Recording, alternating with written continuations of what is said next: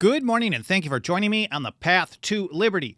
I'm Michael Bolden with the 10th Amendment Center, and this is the show for Monday, August 28th, 2023. Today, I'm talking about how ignorance is what they called the footstool of despotism. In other words, widespread ignorance leads to tyranny. And we are today literally surrounded by ignorance all over the place. A lot of it is very willful. Some of it is, I guess we'll call it other. But to kick it off, I want to point to a letter from Thomas Jefferson to Charles Yancey. Thomas Jefferson writing to Charles Yancey in 1816.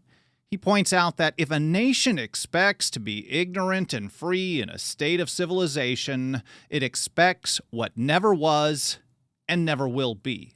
As long as the people remain ignorant about the structure of government, about their own constitution, about the principles of liberty, of the revolution, then there's no chance of having actual freedom. In fact, many people are ignorant about what that even means. Next up, we have James Wilson in his July 4th, 1788 oration. He pointed out that where tyranny reigns, there is the country of ignorance and vice. This is a pretty common thread. James Wilson, of course, was one of the first associate justices of the Supreme Court. Here's Samuel Adams, the father of the American Revolution, who said, I believe this was in 1772, that it is in the interests of tyrants to reduce the people to ignorance and to vice. So ultimately, when tyrants run the education system and we have government-run schools do not teach us how to limit the power of government. It's not in their interest. So it is their interest to keep the people in a state of ignorance. Here's Benjamin Rush, who said, freedom can only exist in the society of knowledge. Without learning, men are incapable of knowing their rights. And I think there's an interesting kind of irony to this statement because I agree with it at face value. Benjamin Rush was absolutely correct, just like so many others. But here he was arguing for government-funded schooling. Maybe he thought that good people would trust these things. They could keep things in check. But I think while the statement in and of itself is correct, how he thought it needed to be put into practice really has turned out to be counterproductive in many ways. Now, what got me thinking about doing this episode about ignorance, and I've been thinking about just kind of highlighting some of these views for quite some time, is we get so many. The more reach that we get, we're getting a pretty decent amount lately on some of the mainstream platforms, especially with our shorts videos from Mike Maharrey and then clips from podcast episodes that I've done shared around there for a minute or less. And we're getting a lot more reach, and so we're hitting people that aren't already searching for this kind of information, and we get a vast majority of the stuff that people complain about. Well, here's how we put it over on X. Are all statists this willfully ignorant?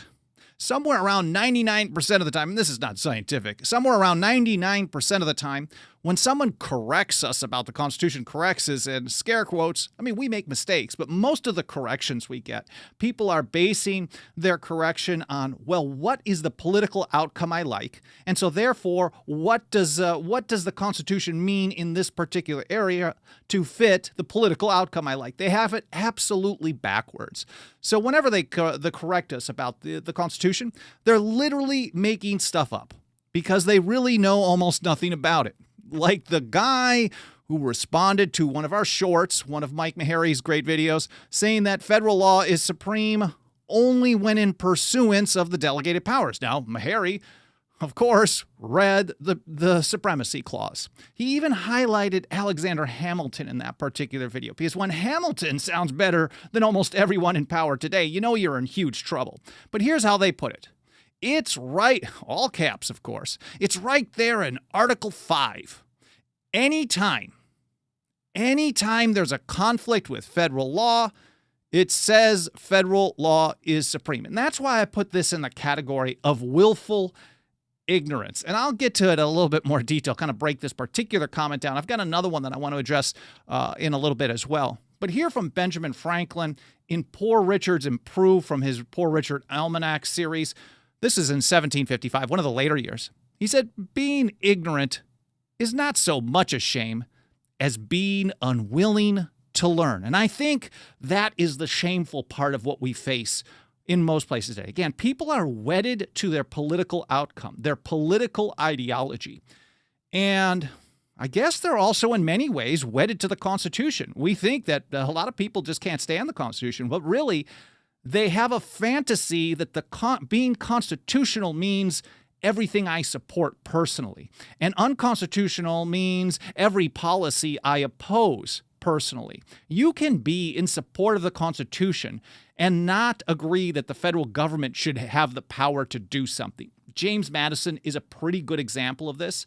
His last act in office was to veto an infrastructure spending bill that he actually was in favor of. And his veto message says, I am actually not unaware of the great importance of this. However, I cannot sanction it with my signature without an amendment to the Constitution because it's what you are trying to do is not authorized by the Constitution. So even though he flip-flopped on a few things throughout his career, but this is very principled, where he said, this is something I support, but I cannot give it sanction legally because it's against my oath of office. So that's a way that most people don't think today. They just say, I like this policy, so how do I figure out how it fits within the Constitution? So being ignorant is not so much a shame as being unwilling to learn. And I think most people tend to be unwilling to learn. Now, sometimes we respond to these ignorant commenters, but almost every single time. It doesn't matter if you show them the exact words of something, they just call you stupid, they move the goalposts, they change things. First of all, the first error is, it could be a typo, but let's be real here. If you're talking about how much power the federal government should have, you should at least get the article correct. And this dude said, Article 5 of the Constitution. I've got it here up on the screen. I will link to it in the show notes. Alan Mosley will be getting that set up for us in a couple of hours after the live stream is done here this morning or afternoon, whatever time zone you happen to be in. But Article 5 says absolutely nothing about federal laws being supreme. So it's not even, this commenter doesn't even get the most basic first step correct. If you can't even get that correct, how can you be correct about saying that federal law, it says right there. So he's clearly not reading the text. He's responding to something that points out a part of the text of the Supremacy Clause, which I'll get to here in a moment, that says they're only supreme when in pursuance thereof. And that's Article 6 of the Constitution, which I know the commenter was trying to reference, but if you're trying to reference it and then you're skipping part of the text, it means you really aren't referencing it properly. You're being willfully ignorant of the words you're claiming it says.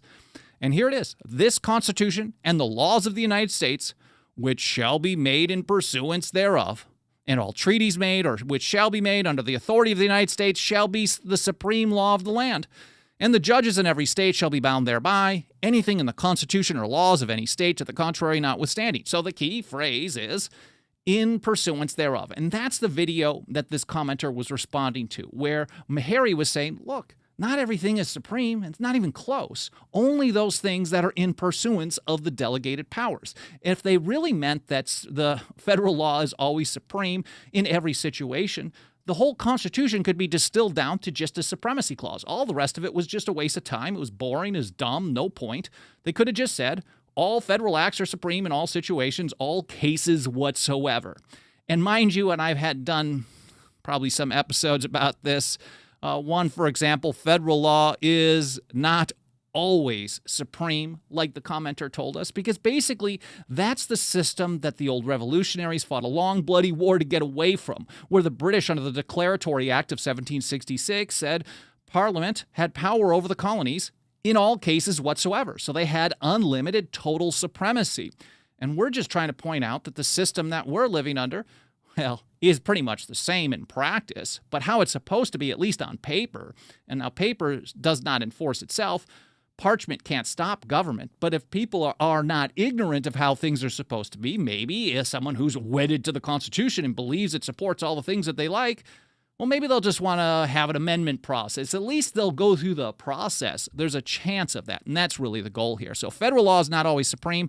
That will also be included. That episode will be included in the show notes. 10thamendmentcenter.com/path to liberty. And there we have blog posts for every single episode, and you can find on each blog post, which goes up in a few hours after the live stream is done, you'll find all the different platforms we're on. Of course, we live stream on the mainstream ones, YouTube and Facebook and Twitter or X. and Twitch and LinkedIn. We also have lots of great feedback and growing support over on places like Odyssey.com. Lots of awesome conversation on Odyssey, and I really appreciate that. Also, Rumble.com, and we have the audio-only podcast edition everywhere we're capable, at least, of putting it so far. So if we're missing, let us know in the comments or email team@10thamendmentcenter.com if we're missing from one of your favorite platforms. I want to take a quick moment and say hello to everyone out in the live chat. Thank you so much for being here, whether this is your first episode or you've been here for every single one since day one. I hope you had an awesome weekend. Really cool of you to spend a little bit of your Monday with me today. I should point out that next week with the Labor Day day off on Monday, I'm definitely not doing a show on Monday. I also have a lot of construction happening here at our apartment complex that is focusing on our building, so it's very likely I might have to have the whole week off next week, but I'll try to post an update or do an update on that as the week goes this week. But anyways, hello out to Cheriton Farmer, Kirk Morrison, King Nobody, Dixie Strong, Clay Kent, Liberty Late Night over on Twitch. That's pretty awesome. I was just on the show. King Nobody, Sterling Scott. Did I say Tim Martin? Good to see you. Paul Mullen and everyone else. Peter D., I appreciate you guys. Thank you for being here. I know I missed a few people, but I'll try to take a look a little bit later today or near the end of the show. Now, here's the next comment I want to point to, and this is another very ignorant one as well. You 10th Amendment people...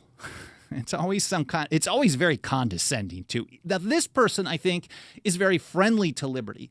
They just take an ignorant approach as to why liberty is so much under attack. And every time someone tells us we're wrong, we're dumb, of course, we're stupid, we shouldn't say anything, and they're so condescending, it tells me they're probably insecure about what they're saying, but that's different. I'm not a licensed therapist, but anyways, you 10th Amendment people never seem to learn. The Constitution has utterly failed to give us a limited government. Now, I do want to point out that here's what St. George Tucker had to say. First of all, when ignorance is those of you who've heard me talk about this particular subject, you know where I'm going to go with this. If it's new to you, you're probably thinking, oh yeah, well, we've got this Constitution and it's supposed to have just a limited government, and we don't. So clearly, this is correct. Let's blame the Constitution. Let's change the Constitution. Let's go back to the Articles of Confederation. What various versions, if you get the core issue incorrect, your solution will also be incorrect. And hopefully it'll make sense here. I'll do my best to make sense out of this in just a moment. This one, I understand where they're coming from. And I know the people who generally point to that one want to see more liberty. So this is friendly fire, but also very ignorant. Here's how St. George Tucker put it in a view of the Constitution of the United States in 1803.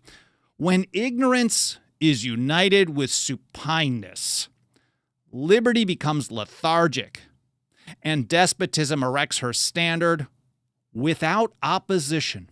So when people are ignorant of the cause of our problem, and people are supine, just sitting there taking it, not doing the type of opposition that's required to keep things in check, to keep liberty, strong, or building back up, I guess, we're going to end up with despotism.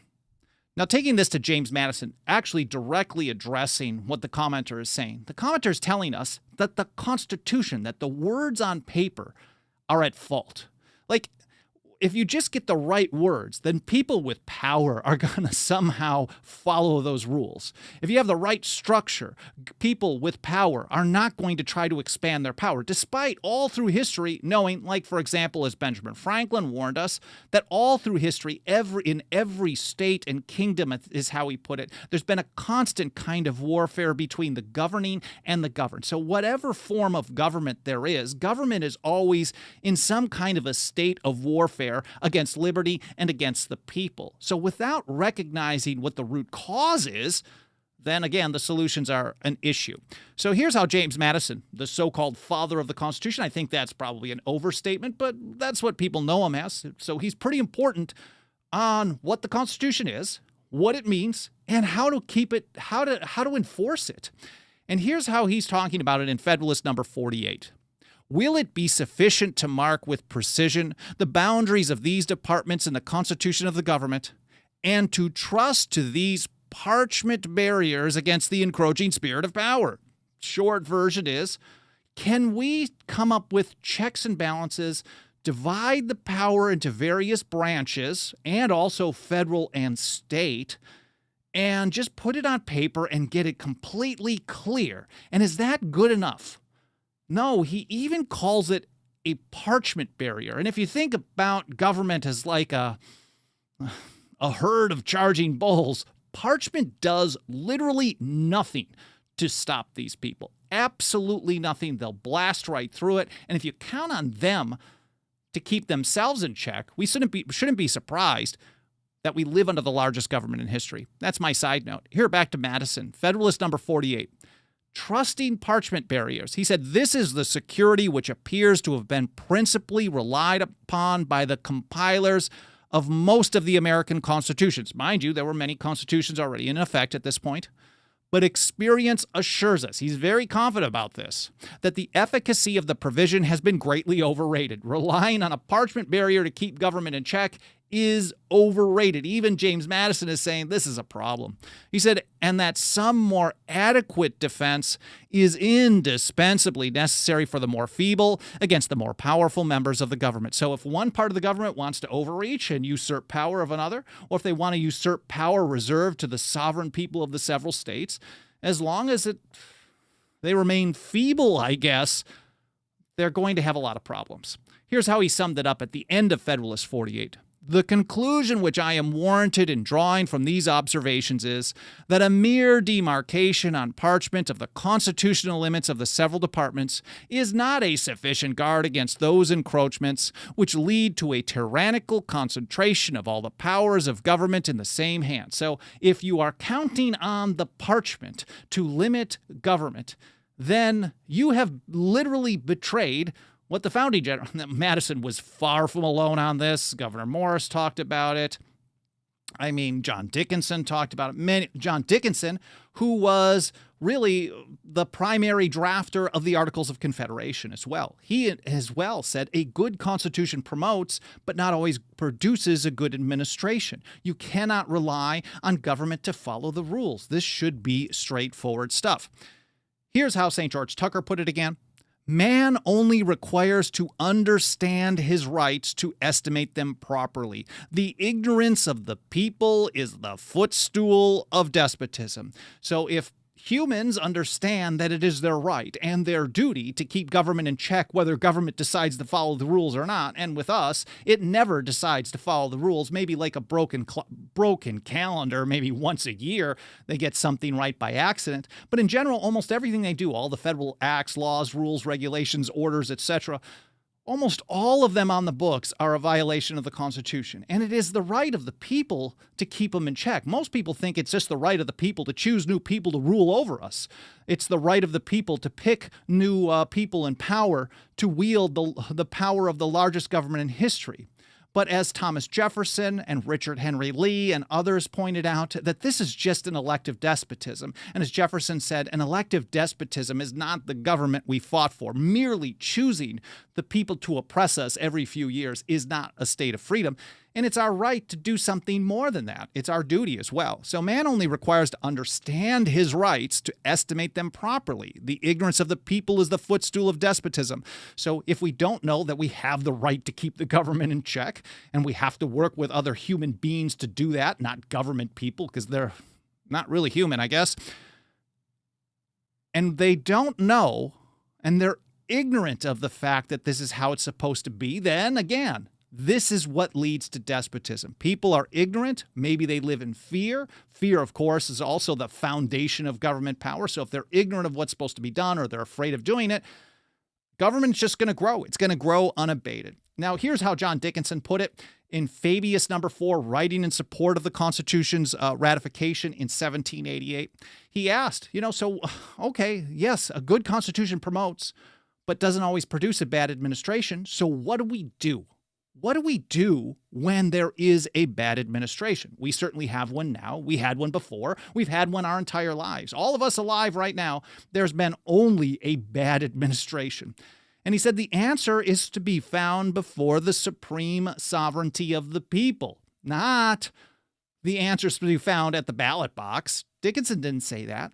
He said it's supposed to be found before the supreme sovereignty of the people. The supreme sovereignty is the final authority. He said it is their duty to watch and their right to take care that the Constitution be preserved, or in the Roman phrase, on perilous occasions, that the Republic, to provide that the Republic receive no damage. So it is up to the people to protect and defend their own Constitution and their own liberty, whether the government happens to like it or not. And generally, they certainly don't like it. So if we're ignorant of how the government is supposed to be kept in check, and we rely on the government to keep the government itself in check, then government will only grow no matter which team is in power.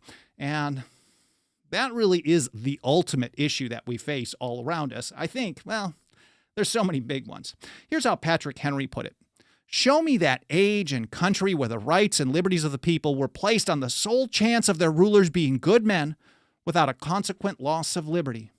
He continued with, I say that the loss of that dearest privilege has ever followed with absolute certainty every such mad attempt. So if you're just merely relying on people in power to follow rules given to them, to do the right thing, it doesn't matter if the rules are good or bad or make things more difficult or less difficult for them.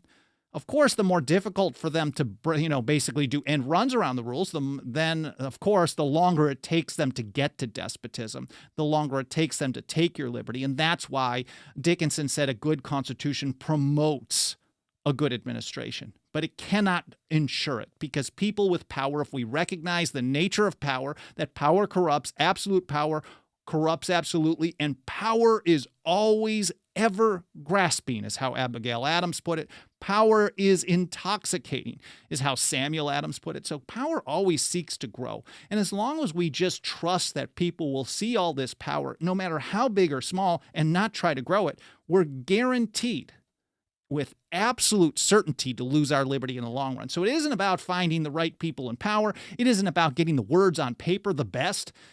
The better the words on paper, the more clear it is, of course, the better. Thomas Jefferson, for example, when he reviewed Benjamin Franklin's first proposal for the Articles of Confederation in 1775, he wrote some notes in the margins that said he didn't like the phrase general welfare because general welfare was too easy to misconstrue.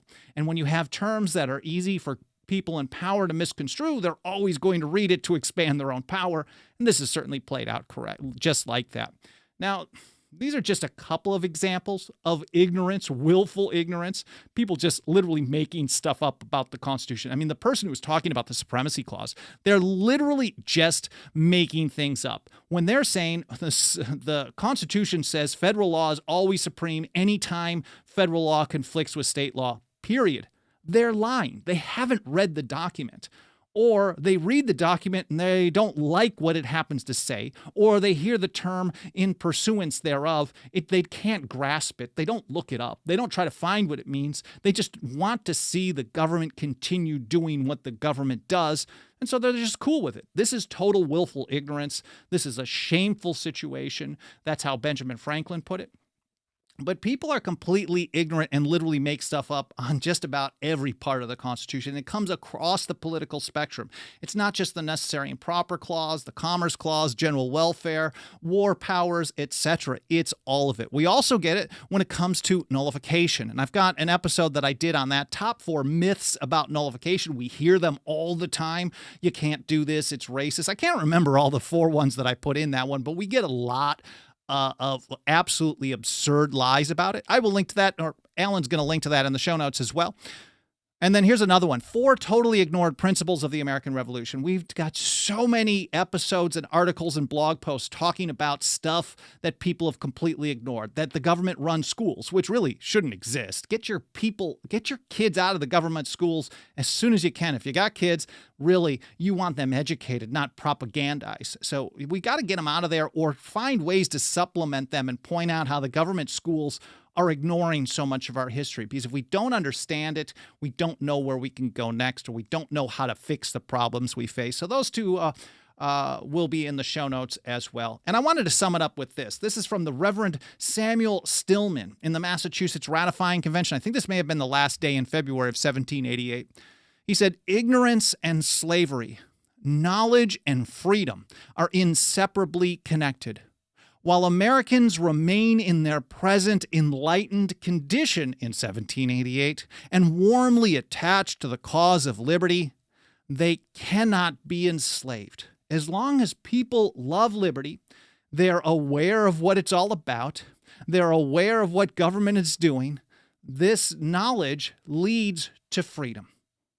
But anything other than that leads to despotism. He said, should the general government become so lost to all sense of honor and the freedom of the people, which is where we are now, as to attempt to enslave them, they who are the descendants of a race of men who have dethroned kings would make an American Congress tremble, strip them of their public honors, and reduce them to the lowest state of degradation. That was the type of courage that they expected early on. That's the type of courage that they saw play out against the largest government, the largest empire in history. And unfortunately, the people did not stick to that level of courage, wisdom, knowledge, and strength. Instead, they went towards ignorance and dependence. And the only way we're going to turn things around is brick by brick, person by person, state by state, really, educating people about the Constitution and liberty and how to defend both. Absolutely nothing helps us get that kind of work done more than the financial faith and support of our members. If you got a couple of bucks of that dirty government fiat, throw it our way. $2 a month over at 10thamendmentcenter.com is where our membership program starts out at. Don't feel obligated to join us. We've got over 10,000 articles, blogs, podcasts. We're going to continue doing this stuff, making it available as widely as possible for free to as many people as possible. But the more loot you're able to throw our way, especially that devalued, dirty government fiat, the more quickly we can spend it on expanding our reach and teaching people more and more about these types of lost or ignored principles. And while I'm doing this quick advertisement, I want to say a huge thank you. A huge thank you to just a handful of people who have joined us as members recently. There's Randolph in Texas, Dan in Tennessee, Tanya in California, Mike in Kansas, and Thea in Florida. That's just a handful of the people who have joined recently. I'm so grateful for you putting your financial faith behind our work. Thank you so much. And while I've got another moment here, let me take a look over in the live chat and see if there's any comments or questions that I can get back to. Clay Kent says, awesome as usual. I really appreciate it. I put a lot of energy and time into putting these together. I actually go through a pretty long outline and research some stuff as I'm going through each episode, what I'm thinking about discussing. I often learn new things. For example, the quote from James Wilson. I know I've read that oration before, but for some reason, the quote that has always stuck out from that July 4th, 1788 speech by Wilson was, "Let us begin with peace." And I always seem to remember that, but I forgot about this other one as well. So that was pretty cool too. Let me take a look and see what else. Samuel Adams, awesome screen name as always. Corrupt institutions thrive on the reduction of liberty. Absolutely. Because if there's liberty, their corruption gets destroyed. The institution really, in many situations, is absolutely gone. Like the ATF, the DEA, these are antithetical to the principles of liberty. Their very existence, the people who work there should get a job. The only thing they're authorized to do under the Constitution is disband. So when there's liberty, those institutions can't thrive. They absolutely are ended when there's actually a land of the free. So it is in their interest to reduce us to ignorance and vice.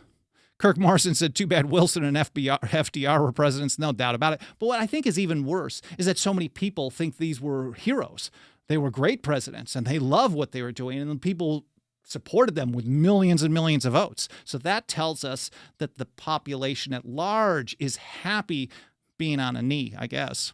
Anyways, I hope you guys found this interesting. I hope it was educational. I'll take a look more in the chat a little bit later today and tomorrow. So please continue leaving comments, whether it's live or in the archive, especially the archive posts, comments. That helps trigger the algorithms of the mainstream platforms and tells them to show us to more people. You can also leave us a review on Apple Podcasts. Don't forget our membership program, 10thamendmentcenter.com/members. And thank you again for being here. I hope you have a great day, and I'll see you next time here on the path to liberty.